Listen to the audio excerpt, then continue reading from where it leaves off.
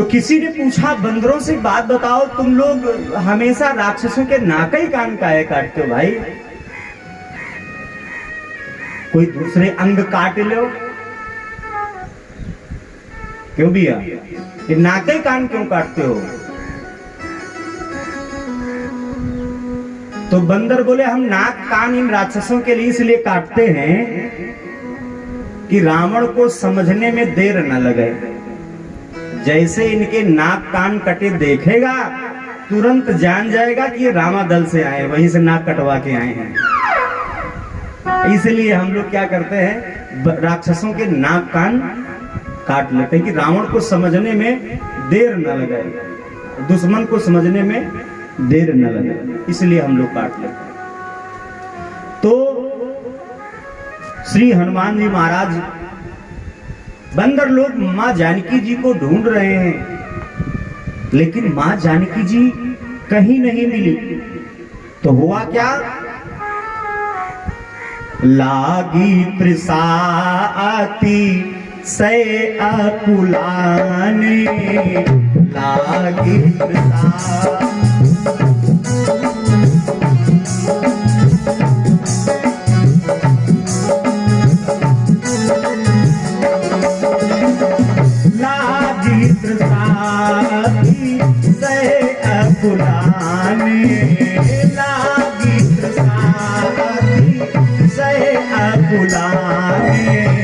मिलई न चल खन कहन भुलाने।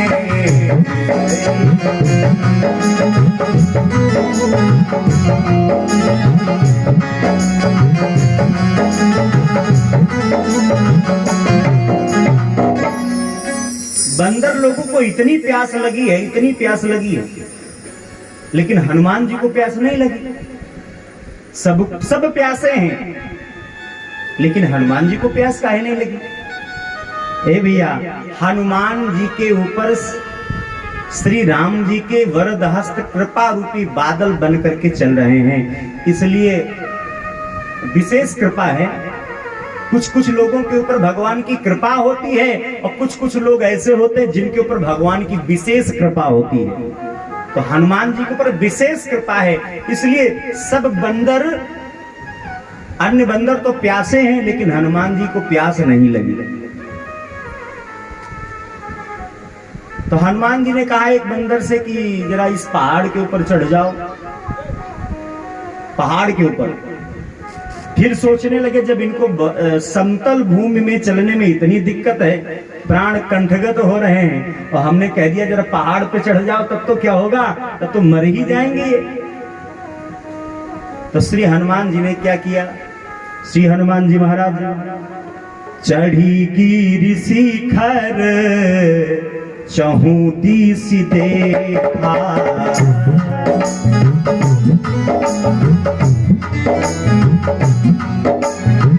चढ़ी गिरि शिखर, चढ़ी गिरि शिखर चहु दिस देखा, भूमि विभर एक कौतुक देखा।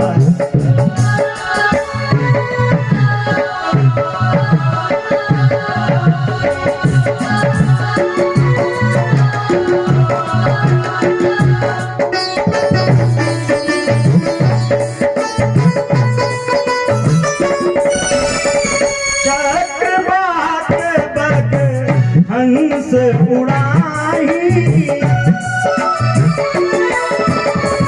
बहुत ठग प्रभि सहित हिमाही, गिरते उतरी, गिरते उतरी पवन सुत आवा, सब कहूँ ले सोई दिखावा।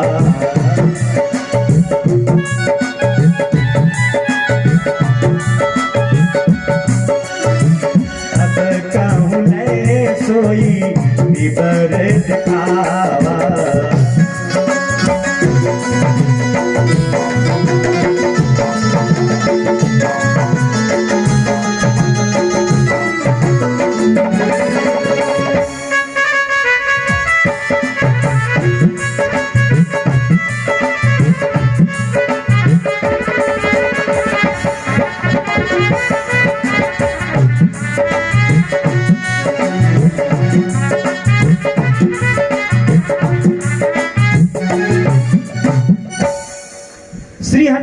स्वयं चढ़ गए। कहां? बोले पहाड़ के ऊपर। चढ़ गिर शिखर चहु दिश देखा, चारों ओर देखा तो क्या दिखाई पड़ा हनुमान जी को? कि जमीन में एक गुफा है, गुफा।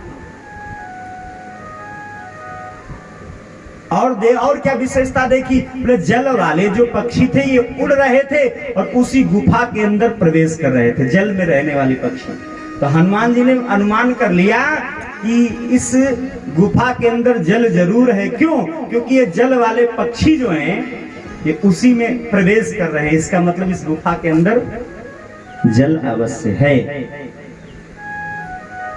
तो गिरते उतर पवन सुत आवा, श्री हनुमान जी महाराज पहाड़ से नीचे उतर करके आए और सबका लय सोई बिबर देखा, सबको ले जाकर के उस गुफा के समीप। अब बंदर बोले अंगद जी से कि अंगद जी आप हमारे कैप्टन हैं, आप गुफा के अंदर प्रवेश करो। अंगद जी ने कान पकड़ लिए, बोले ना, हमारे कुल खानदान में गुफा छजती नहीं है।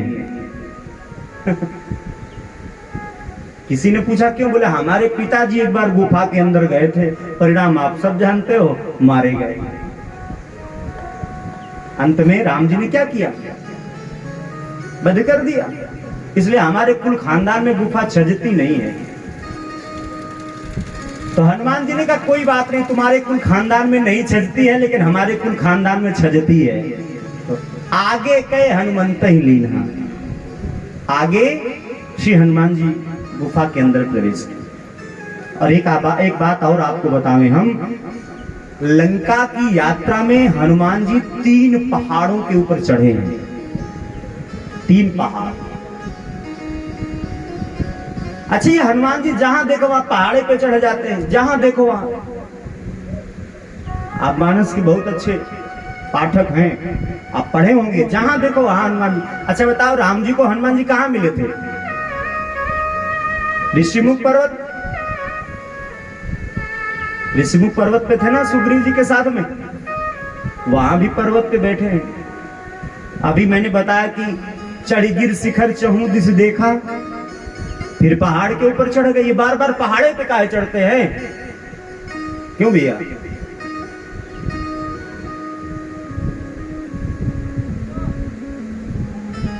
ये बात आपको हर व्यक्ति भी नहीं बता पाएगा। जिसका विधिवत राम कथा में अध्ययन होगा वही बता पाएगा महाराज, ये भी समझ लीजिए। राम कथा बड़ी अगाध कथा है महाराज, ये भी समझ लीजिए। बार बार पहाड़ के ऊपर इसलिए चढ़ते हैं कि पहाड़ पर्वत नहीं है, पहाड़ पहाड़ नहीं है, क्या है? बोले पावन पर्वत वेद पुराना। पहाड़ सब क्या है? बोले वेद और पुराण है। पहाड़ों की ऊंचाई प्राप्त करने का मतलब क्या है? वेदों की ऊंचाई प्राप्त करना, वेदों का ज्ञान प्राप्त कर लेना। और जब ज्ञान प्राप्त हो जाए तो उन्हीं पुराणों के द्वारा बताए गए मार्ग पर चलना ये हम लोगों का परम कर्तव्य है। ये पहाड़ पहाड़ नहीं है, क्या है? बोले ये है वेद और पुराण है। पावन पर्वत वेद पुराना। तो जो पहाड़ पे भी चढ़े हैं, ये कौन सा पहाड़ है? 3 पहाड़ मिले लंका की यात्रा में हनुमान जी को। ये कौन सा पहाड़ है? बोले ये पहाड़ है विश्वास का पहाड़ है। जिस पहाड़ पे भी चढ़े हैं, कौन सा पहाड़? बोले विश्वास का पहाड़ है। और ढूंढ किसको रहे हैं? भक्ति माता मां जानकी जी को ढूंढ रहे हैं। और भक्ति आपको तभी प्राप्त होगी जब आपके अंदर क्या होगा भैया? विश्वास होगा। तभी आपको भक्ति देवी का दर्शन हो सकता है। तो पहला कौन सा है? बोलिए ये विश्वास का पर्वत। फिर जब समुद्र के किनारे हनुमान जी पहुंचे तो वहां भी एक पर्वत मिला, वहां भी पर्वत मिला हनुमान जी को। और वो कौन सा है? बोले वो पर्वत है विवेक का पर्वत है। विवेक विवेक का पर्वत। और गोस्वामी तुलसीदास ने संकेत किया क्या, सिंधु तीर एक भूधर सुंदर, कौतुक कूदी चढ़ो ताऊ पर, सिंधु तीर एक।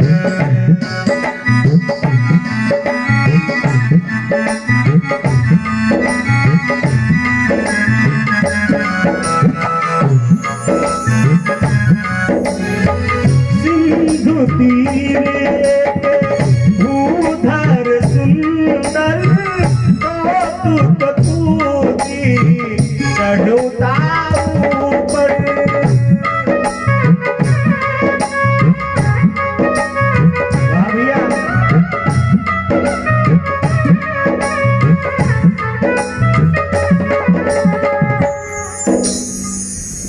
दूसरा पर्वत मिला हनुमान जी को समुद्र के किनारे। ये कौन सा पर्वत है? यह है विवेक का पर्वत। भक्ति देवी को यदि प्राप्त करना है तो आपके अंदर विवेक भी जागृत होना चाहिए, तब आपको भक्ति देवी का दर्शन प्राप्त हो सकता है। अब फिर तीसरा पर्वत हनुमान जी को कहां मिला? हे भैया, तीसरा पर्वत मिला हनुमान जी को कहां? बोले लंका के किनारे। तापर धाय चढ़ो भय त्यागे। श्री हनुमान जी फिर पहाड़ पे चढ़े। पहाड़ पे ये कौन सा पर्वत है? संत जन कहते हैं ये विचार का पर्वत है, विचार का।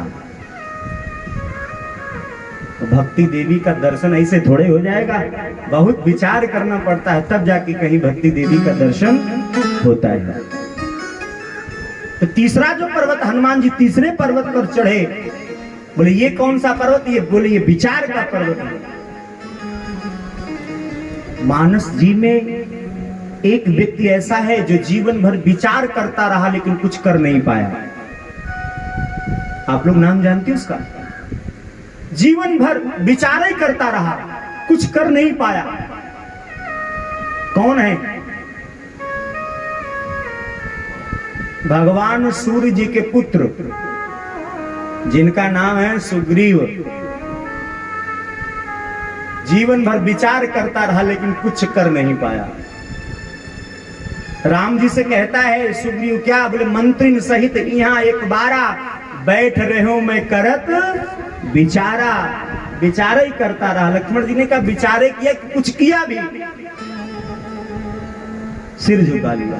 तो कहने का तात्पर्य, मानस में एक व्यक्ति है जो केवल विचार ही करता रहा। और लंका वाले, हे भैया, काम कर डालते हैं लेकिन कभी भी विचार नहीं करते हैं। लंका वाले काम कर डालेंगे, विचार नहीं करते। 2 मिनट के लिए भाव सुनिए, उसके बाद में फिर अपनी कथा पर आते हैं वापस। जब राम जी की सेना समुद्र के उस पार पहुंची तो मंदोदरी ने रावण को समझाया है कि अभी भी मौका है, राम जी की शरण में चले चलो। मंदोदरी को समझा करके रावण गया। एक तत्काल मीटिंग करी, सभासद बुलाए, सब लोग बैठे हैं। रावण ने कहा कि राम की सेना समुद्र के इस पार आ चुकी है, अपना अपना विचार बताओ, अपना अपना विचार बताओ। तो राक्षस बोले, क्या करिए विचारा, इसमें विचार करने की क्या जरूरत है? बोले नर कपि भालू आहार हमारा। ये बंदर भालू क्या है? बोलिए ये हमारे आहार हैं। हे भैया, उसी सभा में एक रावण का पुत्र बैठा है जिसका नाम था प्रहस्त। प्रहस्त ने तुरंत डांटते हुए सभासदों को कहा, ठाकुर सुहाती नहीं करना। कुछ दिन पहले लंका में एक बंदर आया था और पूरी लंका को जला के चला गया, तो तुम लोगों ने काहे नहीं खाया? क्यों नहीं खाया? तब तुम्हें अपच था क्या? डाइजेशन नहीं था? ठीक था? हा? पेट खराब था क्या? हनुमान नाम का बंदर आया था, प्रहस्त कहता है, उसे काहे नहीं खाया तुमने? सब ने सिर झुका लिया। तो कहने का तात्पर्य यही होता है भैया कि लंका वाले काम कर डालते हैं लेकिन कभी भी विचार नहीं करते हैं। आपका घर सोने का क्यों ना बना हो, आपका घर सोने से क्यों ना भरा हो, लेकिन आप बिना विचारे काम करोगे तो एक दिन लाख से लीक हो जाओगे। चाहे जितना बैंक बैलेंस हो आपके पास, लेकिन यदि विचार करके काम नहीं करोगे ए भैया तो एक दिन रोड पे आ जाओगे। सुग्रीव जी जीवन में कभी भी काम नहीं कर पाए, विचार ही करते रहे। लंका वाले काम कर डालते हैं, कभी भी विचार नहीं करते हैं। लेकिन हनुमान जी हमारे, बोलिए, पहले विचार करते हैं और उसके बाद में काम करते हैं। ये किसकी विशेषता है? ये श्री हनुमान जी की विशेषता है। पहले काम और पहले विचार, उसके बाद में तुरंत काम। हनुमान जी ने क्या किया? पुर रखवारे देखी बहु, कपि मन कीन विचार। पुर रखवारे देखी बहु, कपि मन कीन विचार।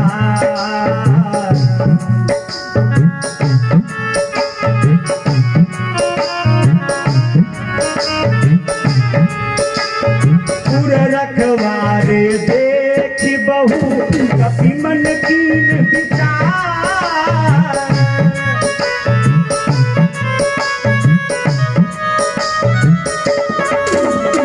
अति लघु रूप धरो निसि, नगर करो पैसा।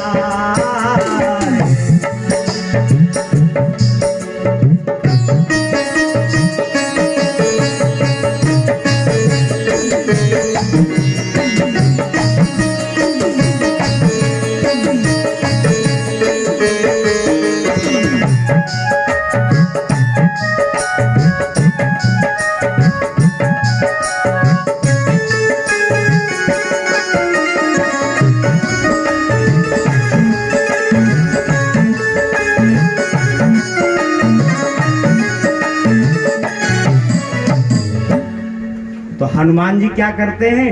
हनुमान जी पहले विचार करते हैं और उसके बाद में काम करते हैं। ये हनुमान जी की विशेषता है।